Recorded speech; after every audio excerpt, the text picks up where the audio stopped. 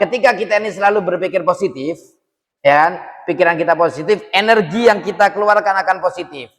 Dunia ini kita anggap segala sesuatu yang mudah untuk kita taklukkan. Bukan berarti alam yang mendukung kita. Bismillahirrahmanirrahim. Assalamualaikum warahmatullahi wabarakatuh. Waalaikumsalam warahmatullahi wabarakatuh. Bismillah walhamdulillah wassalatu wassalamu ala rasulillah wa ala alihi wa sahbihi wa man ala ba'du. Sahabat Sakinah, pendengar yang budiman, alhamdulillah segala puji bagi Allah Subhanahu wa taala, Tuhan semesta alam. Tuhan yang telah mengatur segala apa yang akan dikerjakan oleh umatnya selama hidup di dunia sampai kelak nanti di akhirat di surganya. Salawat serta salam semoga selalu tercurah limpahkan kepada junjungan kita, idola kita, Nabi besar Muhammad SAW, yang mana beliau telah memberitahu kita, telah menuntun kita, telah mengajak kita kepada jalan yang diridhoi oleh Allah Subhanahu wa taala, yaitu jalan orang-orang yang beriman, jalan para nabi, para syuhada, para utusan. Yang insya Allah jika kita mengikuti jalan orang-orang tersebut, insya Allah kita akan kelak dikumpulkan di surganya oleh Allah Subhanahu wa taala. Sahabat Sakinah yang dirahmati Allah Subhanahu wa taala, hari ini kita akan melanjutkan pelajaran kita di pelajaran hadis yang sempat kita berhenti karena hari raya. Insya Allah kita lanjutkan hari ini. Semoga waktu kita, hari kita, tenaga kita, pikiran kita, semuanya yang Allah berikan kepada kita diberkahi oleh Allah Subhanahu wa taala. Qala Nabiyyu sallallahu alaihi wasallam, al-bay'ani bil khiyari ma lam yatafarraqa. Fa in sadaqa wa bayyana burika lahumma fi bai'ihima. Wa in katama wa kadzaba muhiqqat barakatu bai'ihima. Masya Allah, ini Rasulullah SAW itu memang pemimpin di dunia ini sejak zaman Nabi Adam sampai akhir kiamat nanti ini. Beliau hanyalah orang satu-satunya yang mengurusi semua kegiatan yang ada di dunia ini. Tidak hanya ngurusi satu toh, tidak seperti pemimpin-pemimpin yang sekarang ini. Hanya ngurusi tentang ekonomi saja, hanya mengurusi tentang ini saja. Tapi tidak, Nabi Muhammad SAW semua hal oleh beliau ini ditata. Lihat di sini, al-bay'ani, orang yang berdagang, orang yang jual beli bil khiyari, dengan khiyar. Khiyar itu berarti ada waktu, ada kesempatan untuk memilih, untuk menggagalkan atau melanjutkan pesanan. Jadi namanya jual beli dengan khiyar. Saya beli ini, ya saya kasih apa? Saya kasih waktu untuk mencoba selama 3 hari. Jika sampean puas, ya dilanjutkan belinya. Kalau tidak puas, boleh dikembalikan. Seperti sekarang ini, kalau beli mobil biasanya ada test driver. Jadi disuruh ngecek aduh, enak apa enggak? Dinaikinya apa seperti yang Anda pikirkan, seperti yang Anda harapkan. Oke, test driver.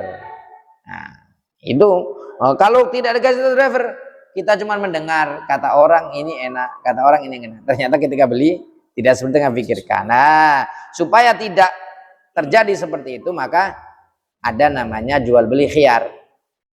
Contohnya, Ustadz Diko ini membelikan baju untuk anak di pasar. Anaknya tidak diajak. Bilang kepada si penjual, Bu, ini saya belikan anak saya, tidak ikut dan saya tidak tahu persis baju yang cocok dengan anak, ukurannya apa, atau warnanya yang anak saya sukai ini warnanya apa. Nah, maka dia bilang, oh ya tidak apa-apa Ustadz, ya, saya mencoba ya, besok terakhir saya tunggu. Sudah pulang dicobakan, besarnya cocok, warnanya tidak mau.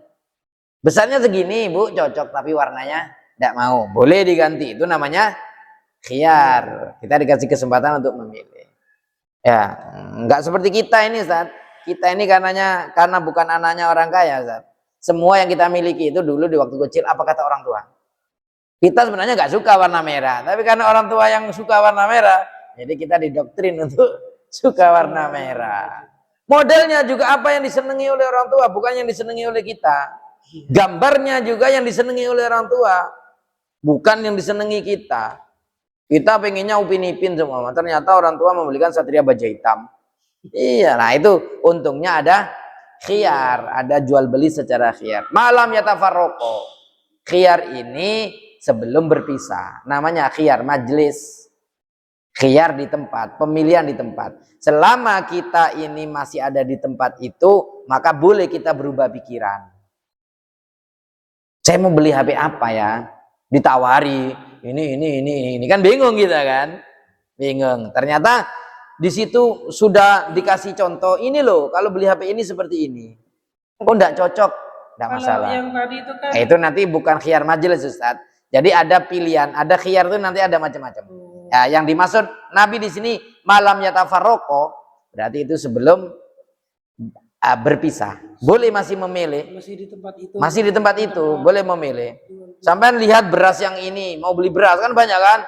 Ini yang 6.000, ini yang 8.000, ini yang 10.000, ini yang 25.000. Bingung kan sampean? Semakin banyak pilihan semakin bingung.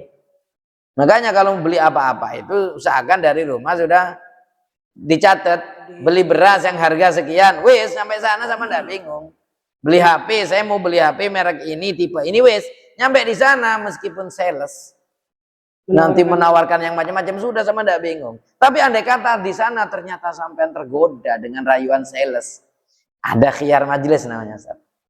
Ya, dicekkan ini. Sales Oppo menawarkan Oppo-nya, sales Vivo Vivo-nya. Semuanya akan mengatakan barangnya ini terbaik. Boleh sama mencoba-coba, boleh berubah pikiran. Ya, seperti itu. Ini penting. Fa in shadaqa, jika keduanya sama-sama jujur wabayana dan menjelaskan kekurangan kelebihannya, burika lahuma fi baihima, maka jual belinya itu diberkahi oleh Allah Subhanahu wa taala. Sayangnya kita ini kadang menutup-nutupi. Kan? Orang-orang ini beli sepeda motor padahal mesinnya sudah nggak begitu bagus. Gimana caranya? Dipenuhi dengan oli supaya tidak terdengar suara yang cekrecek yang kasar-kasar. Nah, ini berarti tidak akan diberkahi model orang seperti ini. Ya, apalagi kita sekarang online. Yang dipesan apa, yang datang apa. Yang dipesan modelnya digambar seperti itu, ternyata yang datang seperti itu. Nah itu kalau masih boleh di refund, apa refund ya? Refund, yang dikembalikan lagi. Oh alhamdulillah, kadang ada penjual yang memang dari awal niatnya menipu. Ya sudah kalau diterima tidak boleh di. Ya makanya penting ada tulisan apa? Barang yang sudah dibeli tidak boleh dikembalikan kecuali ada perjanjian. Lah perjanjian di sini nih Ustaz namanya khiyar. Perjanjiannya apa? Ya dibawa dulu pulang 3 hari paling lama. Nah nanti ada di kitab-kitab fikih kita jelaskan Ustaz. Nanti ada kalau sudah nyampe. Syarat-syaratnya apa? Tidak boleh barang yang rusak. Beli kolek Ustaz. Sekarang mau 3 hari lagi dikembalikannya basi. Jadi ya barang-barang seperti itu tidak bisa dimasukkan dalam jual beli ini. Jual beli ini tuh barang yang tidak cepat rusak. Beli tanah boleh, barangnya tidak berpindah boleh. Ya, beli baju boleh. Ya, saya coba ya, mama saman beli dalam jumlah banyak karena saman pedagang. Beli dalam jumlah banyak kan nggak mungkin ngecek satu-satu kan. Iya. Saya kasih waktu ya 3 hari, kalau ada yang nggak cocok atau ada yang cacat, ada yang rusak, boleh dikembalikan. Keren kan? Iya. Jadi dicek di rumah 3 hari, paling lama 3 hari. 3 hari. Kalau 3 hari kok ternyata nggak dikembalikan, nggak boleh sudah. Jangan sampai lebih dari. Nah, lebih dari perjanjian. Nah, di khiyar di sini waktunya paling lama 3 hari, biar nggak rugi juga sih.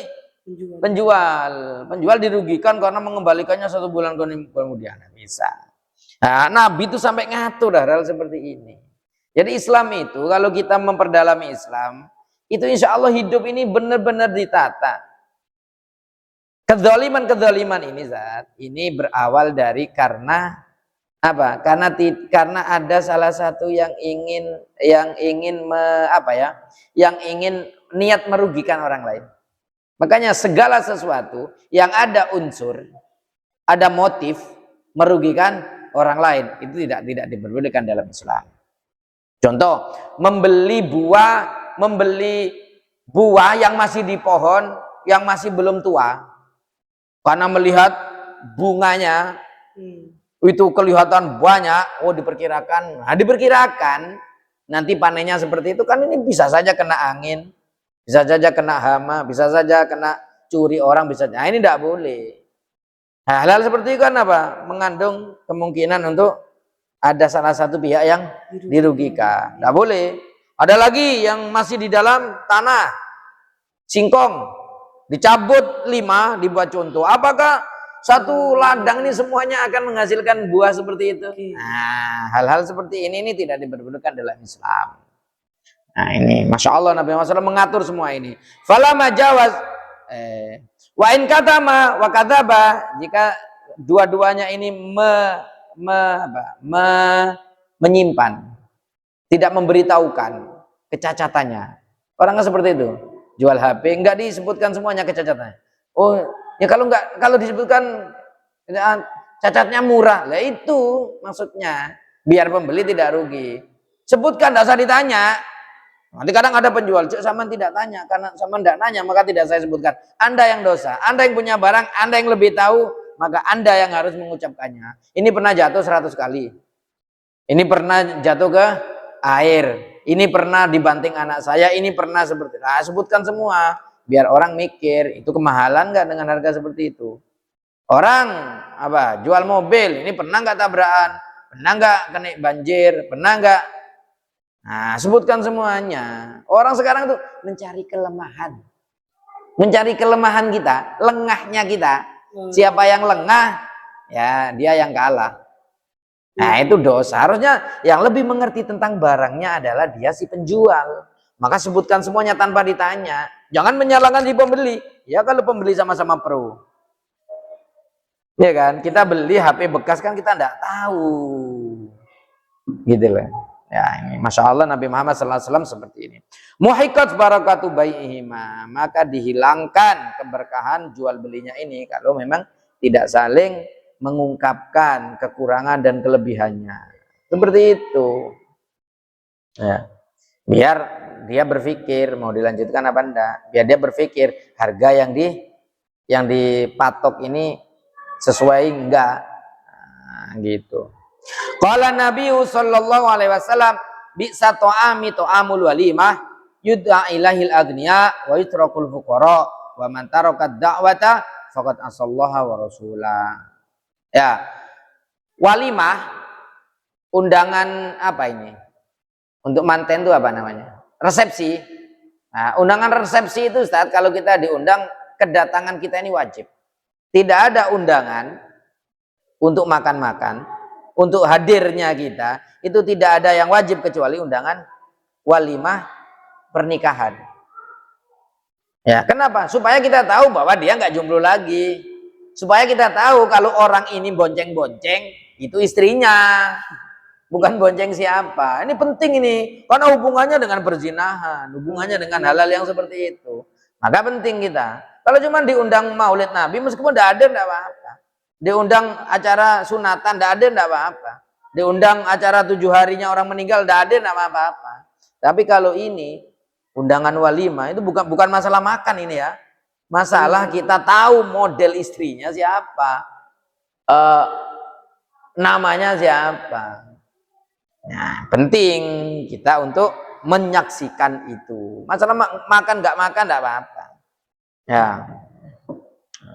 Tapi makanan yang ada di situ itu katanya Nabi itu makanan paling jelek-jeleknya makanan.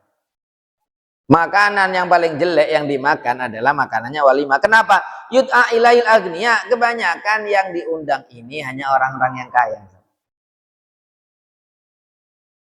Ya kan orang sekarang ini modelnya walimah ini perdagangan. Kalau ngundang orang miskin rugi, Tat. Ngundang orang miskin tak boleh modal. Yang diundang orang-orang kaya. Ada niat yang terselubung. Atau yang terjadi di masyarakat. Orang-orang yang kaya-kaya itu bagian yang depan-depan, Tat. Bagian terima tamu, bagian yang ada di tempat-tempat yang indah.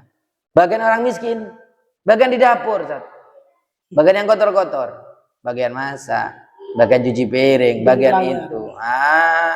Sudah kalau memang sampean nanti niat walimah, siapkan uangnya, cateringan, sudah. Tidak ada miskin, tidak ada kaya di sana. Semuanya keluarga besar kita, yang miskin, yang kaya, semuanya ada di ruang penyambutan, ada di ruang resepsionis. Keren. Kadang kita sendiri yang ngadakan walimah itu kadang kita tuh merasa malu kalau ternyata ada saudara kita yang jelek ditaruh di depan. Yang miskin pakaiannya kan otomatis tidak sepantas orang yang kaya. Loh, hal-hal seperti ini nih yang dimaksud Rasulullah SAW. Jelek wes, acara walimah itu jelek kalau modelnya seperti ini.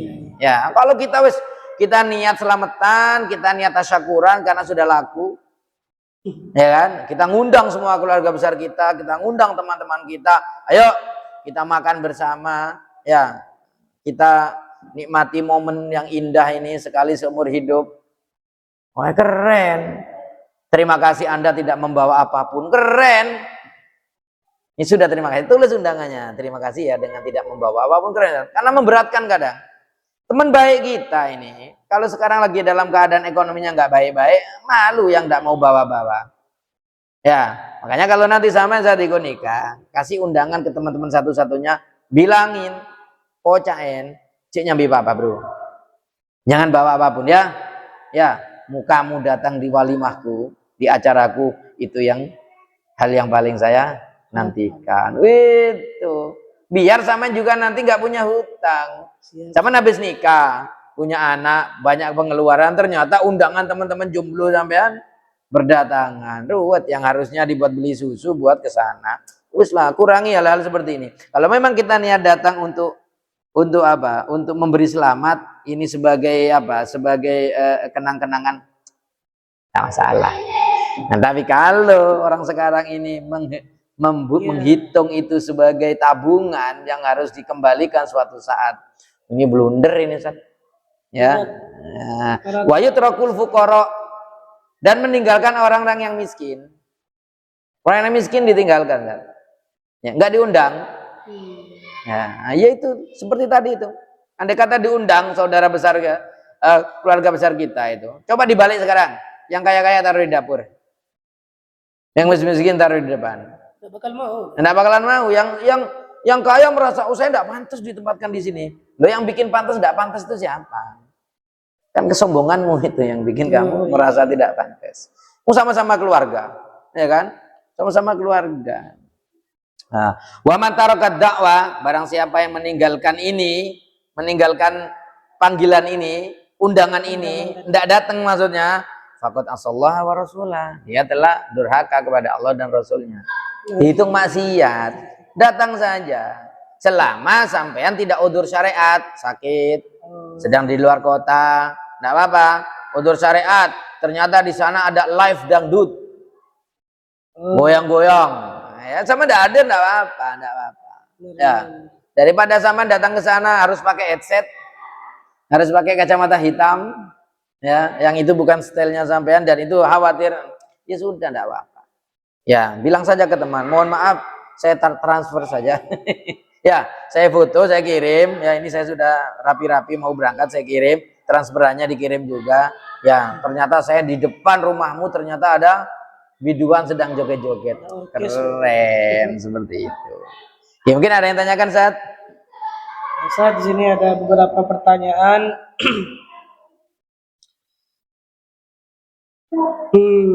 Ada ungkapan populer, alam semesta akan mendukung keinginanmu jika kamu berpikir positif.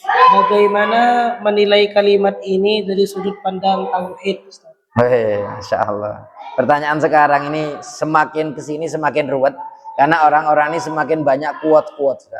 Oh iya. Nah, quote-quote ini itu berdasarkan agama apa enggak? Nah, iya. Ini berdasarkan ilmu apa enggak? Nah, kadang kita itu terlalu mengikuti quote-quote orang yang tidak berilmu. Pas ditanyakan, yang ruwet saya. Yang ruwet kita-kita ini. Ya, sebenarnya saat ketika kita ini selalu berpikir positif, ya kan? Pikiran kita positif, energi yang kita keluarkan akan positif. Dunia ini kita anggap segala sesuatu yang mudah untuk kita taklukkan. Bukan berarti alam yang mendukung kita, enggak. Kita menganggap semuanya ini mudah untuk kita raih. Mudah untuk kita jalani, mudah untuk kita taklukkan. Jadi ketika kita ini, seumpama sekarang ada pelajaran yang kata-katanya contoh, yang kata-katanya matematika itu katanya sulit. Ketika dia sudah berpikir sulit, berpikir negatif, berpikir berat, maka alam ini tidak akan mendukung. Dia akan males, ngelihat buku saja berat, apalagi mau ngitung-ngitung. Tapi kalau ini dianggap, ini sesuatu yang di masa depan nanti akan mendukung kesuksesan saya, energi positif akan keluar. Sesulit apapun akan dia hajar. Nah, itu maksudnya alam mendukung. Mungkin seperti itu. Karena bukan quotes-nya ulama. Kalau quotes-nya ulama, saya cari di kitab apa, saya cari nanti pensyarahnya siapa, ulama yang menjelaskan seperti apa. Kalau quotes seperti ini itu mungkin maksudnya seperti itu. Orang-orang kan termakan quotes itu, Tat. Ya. Karena mereka yang ngomong, kita yang bingung, Tat. Ya, jadi yang dimaksud alam mendukung ini ya sebenarnya tergantung diri kita masing-masing. Ketika kita menganggap semuanya ini positif, alam akan memberi kita energi positif untuk menganggap semuanya ini adalah positif. Nanti ya tergantung diri kita. Ya.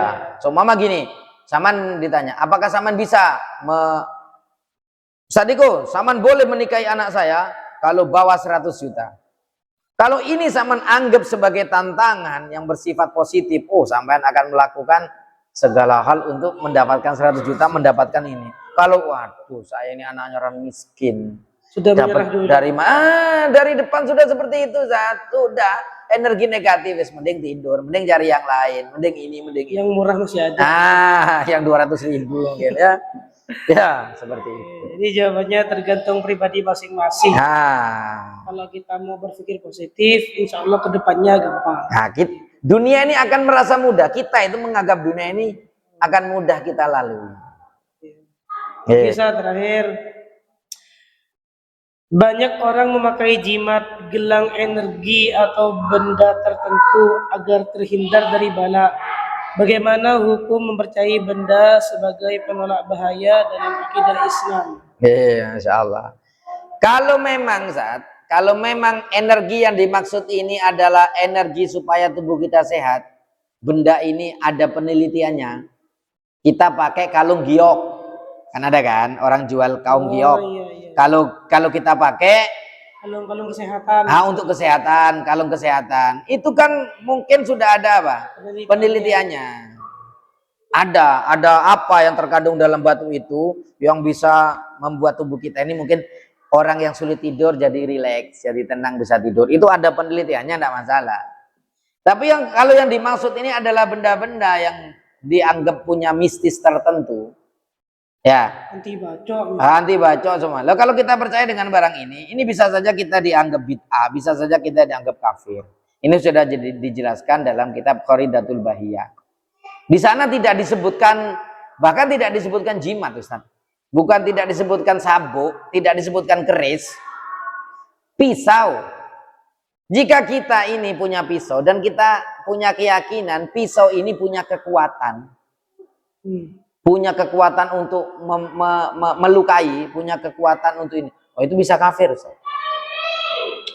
Tapi kalau kita itu berkeyakinan bahwa pisau ini bisa digunakan seperti itu karena Allah memberikan satu kekuatan yang ada di sana, itu bid'ah bahkan. Iya kan? Itu baru ini. Makanya kata Gus Baha, kalau Anda menganggap orang yang membawa jimat itu semuanya adalah syirik, maka orang yang punya ATM juga syirik, Ustaz. Karena menyandarkan dirinya kepada ATM. Iya. Ya. Nah, jadi kembali lagi ke mungkin karena kita ini orang, apalagi kita ya, orang-orang Indonesia ini kadang terlalu percaya dengan seperti itu. Ya, kita itu kadang kalau minta jimat supaya laku nikah. Karena kita dikasih jimat, kepercayaan diri kita ini semakin menambah tinggi. Nah, itu mungkin yang bisa membuat dia dapat jodoh. Karena dia mulutnya semakin manis. Ya, karena dia yakin punya backingan jimat ini. Sebenarnya bukan jimatnya yang bisa mempengaruhi. Nah, tapi karena keyakinannya dia yang semakin tinggi sebab itu. Jadi sebenarnya benda itu gak ada. Sebenarnya tidak layak duru. Tidak bisa memberikan manfaat, juga tidak bisa membuat kita celaka selama kita bersama Allah Subhanahu wa taala. Bahkan ada Sayyidina Khalid bin Walid itu memenangkan peperangan sebelum berperang. Jadi beliau ketika diutus oleh oleh Sayyidina Umar bin Khattab oleh Sayyidina Abu Bakar. Beliau itu datang ke satu raja, rajanya bilang, saya akan masuk Islam kalau kamu berani meminum racun. Itu racun diyakini itu orang nggak mungkin sampai 1 menit bisa bertahan. Dan ini terkenal racun king cobra, racun lebah Afrika, racun kalajengking hitam. seperti itu. Ini kan sudah terkenal kan. Tapi karena beliau itu bilang sebelum doa Bismillahirrahmanirrahim dengan menyebut nama Allah, tidak akan ada yang bisa membahayai yang ada di langit, yang ada di bumi kecuali dengan izin Allah Subhanahu wa taala. Diminum dengan keyakinan Allah Subhanahu wa taala dalam hatinya. Tidak mati. Nah, berarti keyakinan, Ustaz. Iya. Api saja tidak bisa membakar Nabi Ibrahim. Berarti Nabi tidak punya kekuatan apa? Nabi juga tidak sakti, api juga tidak sakti. Yang sakti cuma satu, Allah Subhanahu wa taala. Jadi yang penting kita pupuk diri kita, percaya, yakin kepada Allah Subhanahu wa taala, semuanya akan beres. Ya, keyakinan yang ini. Jadi kita tidak butuh sama jimat, tidak butuh sama sama dukun, tidak butuh sama seperti itu. Makanya dukun itu dianggap orang pintar, Ustaz. Berarti yang datang Bodoh. orang bodoh, ya. Ya, hati-hati di sini. Mungkin cukup di sini saja. Insyaallah kurang lebihnya saya mohon maaf. Wabillahi taufiq wal hidayah. Assalamualaikum warahmatullahi taala wabarakatuh.